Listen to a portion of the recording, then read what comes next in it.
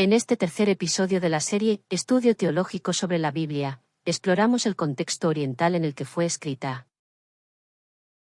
La Biblia, aunque la conocemos a través de traducciones y adaptaciones occidentales, fue originalmente escrita en un contexto oriental por y para judíos. Los autores bíblicos eran judíos que escribieron desde una perspectiva cultural muy diferente a la occidental. Aunque estos judíos vivían en regiones que hoy consideramos parte de Occidente, su mentalidad y contexto eran esencialmente orientales. Es importante recordar que la cultura oriental, en muchos aspectos, se asemeja a la cultura indígena latinoamericana original. Sin embargo, nuestros indígenas fueron profundamente occidentalizados a través del proceso de hispanización y cristianización. El cristianismo, que adoptó características griegas, romanas y judías en su expansión, no se adaptó de la misma manera a la cultura hispanoamericana. Por tanto, no es suficiente con traducir literalmente la palabra de Dios, es crucial entender lo que esos textos significaban en la mentalidad original en la que fueron escritos. Incluso el Nuevo Testamento, aunque escrito en griego, refleja profundamente la mentalidad judía. Esta mentalidad se plasma en numerosos aspectos del lenguaje y las expresiones utilizadas, que pueden resultar extrañas o malinterpretadas fuera de su contexto cultural original. El hebreo, idioma en el que se escribió el Antiguo Testamento, presenta desafíos únicos, entre ellos la ausencia de vocales en la escritura. Esto puede llevar a confusiones en la traducción. Un ejemplo famoso es el de Moisés en Éxodo 34, donde se dice que bajó del monte con KRN en su cabeza.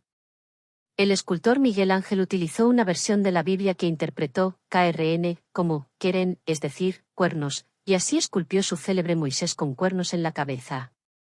Sin embargo, ahora sabemos que KRN también puede interpretarse como Karan, que significa resplandor. Claramente, hay una gran diferencia entre tener resplandor en el rostro y tener cuernos en la cabeza. Este ejemplo nos muestra cómo un pequeño error de interpretación puede tener un impacto significativo y duradero. Además, en la Biblia existen alrededor de 60,000 errores de traducción comprobados.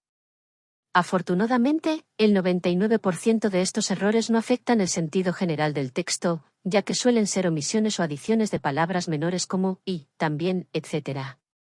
Sin embargo, estos errores destacan la importancia de una traducción cuidadosa y contextualizada. El hebreo también carece de superlativos, lo que añade otra capa de complejidad a la traducción. Para expresar un superlativo, se debe duplicar la expresión. Por ejemplo, para decir el lugar santísimo, un hebreo diría, entre los lugares santos, este es el verdaderamente santo. Para decir el mejor de los cantos, se utilizaría la expresión el cantar de los cantares, que significa, entre los cantos, el canto por excelencia. Una expresión hebrea notable es huesos de mis huesos, carne de mi carne, que Adán usa para describir a Eva. Esta frase no solo describe cercanía física, sino que expresa una profunda conexión y dependencia, similar a decir, corazón mío, alma mía o vida mía. ¿No suena esto como un verdadero piropo? Estas expresiones reflejan una riqueza cultural y emocional que puede perderse si no se interpretan correctamente. La interpretación de la Biblia requiere más que una simple traducción de palabras, requiere una comprensión profunda del contexto histórico, cultural y lingüístico en el que fue escrita. Es esencial preguntarse, ¿qué quisieron decir los autores originales? ¿Cómo entendían estos textos las comunidades para las cuales fueron escritos? Y, lo más importante, ¿cómo aplicamos esos mensajes a nuestras vidas hoy? El Concilio Vaticano II afirma que en la Biblia se revela todo lo que es importante para nuestra salvación, no la de las personas de hace 2000 o 4000 años. ¿Encontramos ese mensaje? La Escritura misma lo dice claramente en 2 Timoteo 3, 16-17, toda Escritura está inspirada por Dios y es útil para enseñar, para combatir, para corregir, para guiar en el bien. La Escritura hace perfecto al hombre de Dios, preparándolo para toda obra buena. Este mensaje es tan relevante hoy como lo fue en el pasado, pero para comprenderlo plenamente, debemos interpretar la Biblia con una mente abierta y un corazón dispuesto a aprender. En el idioma español, especialmente en América Latina, para cada concepto tenemos múltiples expresiones debido a la riqueza del idioma. Por ejemplo, para referirnos a un niño, podemos decir muchacho, chango, en México, patojo, en Guatemala, cipote en El Salvador, chavalo en Nicaragua, huila en Costa Rica y pelao en Panamá, entre otros. Esta diversidad no se encuentra en el hebreo, el idioma en que se escribió gran parte de la Biblia. El hebreo es un idioma bastante limitado, donde una misma palabra puede tener varios significados distintos. Un ejemplo clásico es la palabra ruaj, que puede significar viento, brisa, soplo, aliento, vida, fuerza, movimiento o espíritu. Así, ruaj puede referirse tanto al viento como al espíritu, dos conceptos muy diferentes. La Sagrada Escritura juega continuamente con estos dobles sentidos. Por ejemplo, en Génesis 1, 2, cuando se dice que el Espíritu de Dios flotaba sobre las aguas, en hebreo también puede interpretarse como un viento fuerte soplaba sobre las aguas, ya que ruach Elohim puede significar tanto el Espíritu de Dios como un viento fuerte. En el Nuevo Testamento, este juego de significados se usa varias veces. En Juan 3, 8, Jesús explica lo que significa nacer del Espíritu Santo, utilizando el ejemplo del viento.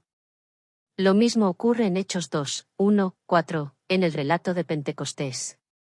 La mentalidad hebrea es concreta y pragmática, sin conceptos abstractos. A diferencia de los griegos, los judíos no se preguntaban por la esencia de las cosas, para ellos, lo importante era la relación que las cosas tenían con ellos mismos. Por eso, nunca se plantearon qué es Dios en sí mismo. En la mentalidad hebrea, lo abstracto se expresa mediante lo concreto, a través de historias y ejemplos perceptibles. Por ejemplo, para explicar la amistad entre mujeres, la Biblia no ofrece una lista de características, sino que cuenta la historia de Ruth y Noemí. Un ejemplo típico en la Sagrada Escritura es el relato de la creación. El Catecismo enseña que Dios creó el universo de la nada, un concepto abstracto griego. Sin embargo, para los judíos, la nada se entiende como caos o desorden. Por eso, el autor bíblico describe la creación como Dios poniendo orden al caos, separando la luz de las tinieblas, las aguas de la tierra, el sol de la luna, y asignando a cada uno su lugar y función. La sabiduría de Dios, algo abstracto, fue personificada en la Biblia para que fuera comprensible a la mentalidad hebrea. Así, conceptos abstractos se traducen en personajes o historias concretas.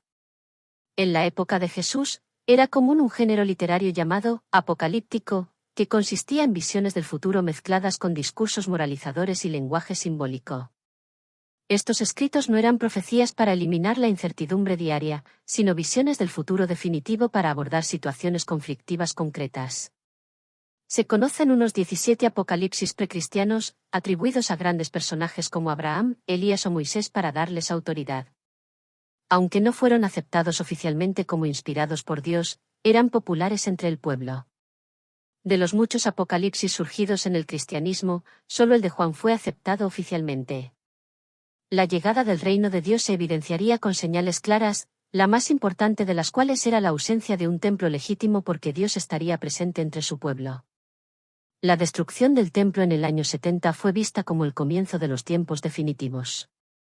Esto inspiró el lenguaje simbólico del Apocalipsis para describir hechos políticos graves, como la toma de Jerusalén por los romanos y la persecución de Nerón contra los cristianos.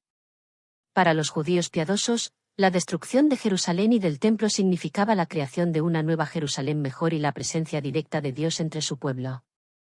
La guerra, la peste y el hambre, vistas como las peores desgracias, también eran señales de la inminente intervención divina para liberar a su pueblo oprimido.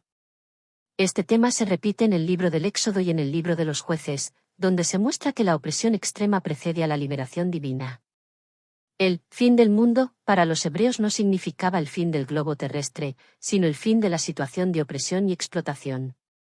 No pequen más, se acerca el fin del mundo, puede interpretarse como, no pequen más, se acerca el fin de la explotación y de los explotadores, viene un mundo nuevo y una situación nueva, y deben estar del lado de los oprimidos y justos, no de los opresores que serán destruidos. Para asimilar. 1. ¿Dios habla solo para el pueblo judío o para todas las personas de todas las épocas? 2. ¿Por qué es necesario actualizar el lenguaje y el contenido de la Biblia? 3. Lean y comenten estos textos, Génesis 3, 14-22, Salmo 35, Apocalipsis 21, 1, 4.